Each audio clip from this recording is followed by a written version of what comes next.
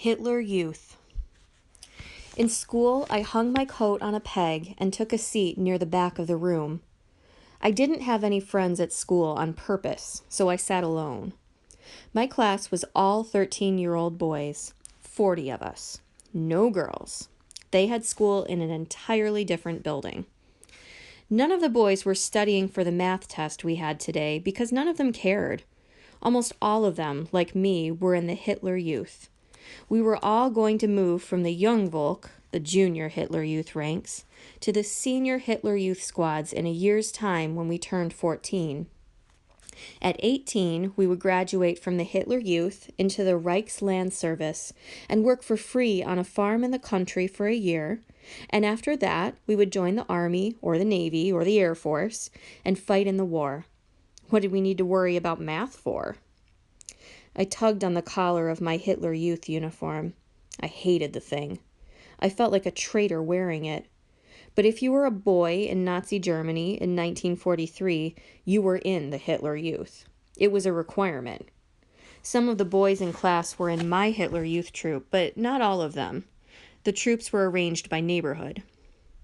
The only boys in the class who weren't in the Hitler Youth had been kicked out or weren't allowed in until their parents joined the Nazi Party, and they sat weary and miserable in the front rows, trying desperately to avoid the rest of the boys, who were allowed to bully them without punishment.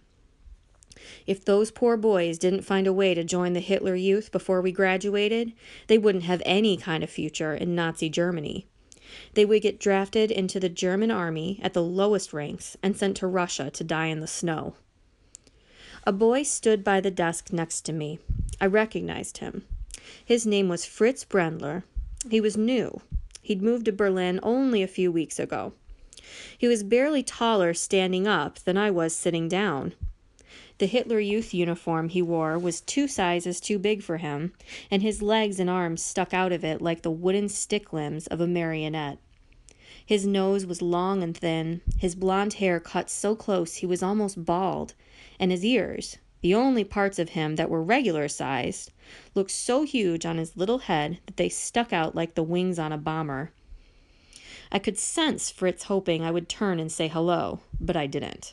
I didn't want a new friend, definitely not a German one, who might be a rabid Nazi for all I knew. I had a job to do, and a German friend would just get in the way. Sit down, you little wretches," Herr Professor Dr. Major Milker said, giving a tardy student a hard smack on the head with his ruler as the boy tried to slip by him into a desk. It was time for Nazi school.